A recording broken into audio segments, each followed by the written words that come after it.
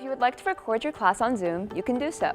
This classroom does not have video capabilities. However, you can record your voice over your materials on the computer screen or the document camera. The wireless microphone can be used to record your voice. When you open your class Canvas page, there will be an option on the left-hand side labeled Zoom.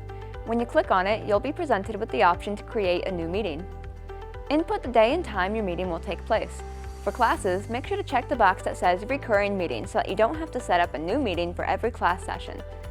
If you need your meeting recorded, you'll find the option to record meeting automatically in the cloud. Selecting this will prompt your meeting to be automatically recorded by Zoom and then uploaded to your Canvas page under the My Media tab.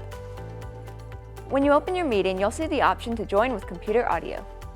First are your security options.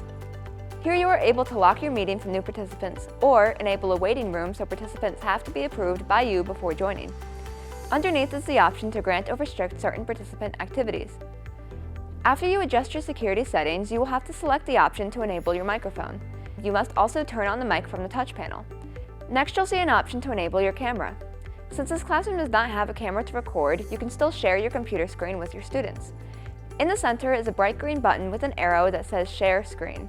Selecting this will allow you to display what is on your computer screen to your meeting participants. In your screen sharing options, select Choose Source and then pick what windows you want to display. You may want to display footage from the document camera. To do so, go to the table that says Advanced and select Content from Second Camera. In addition to screen sharing, there's also the option to place your participants in the breakout rooms. This will divide everyone into private subgroups. You can create as many as 50 breakout rooms and decide whether groups will be divided automatically, manually, or by the participants themselves. When it's all set up, select Open All Breakout Rooms. Don't worry, you won't lose touch with your participants while they're in the breakout rooms. To message them, select Broadcast Message to All. At the end of your breakout room session, hit the Close Rooms button. This gives participants 60 seconds to complete their conversation and return to the general meeting. Zoom provides live transcription for meetings that want or need added subtitles. By selecting Live Transcript and then Enable Live Subtitles, your audio will be automatically transcribed on the screen.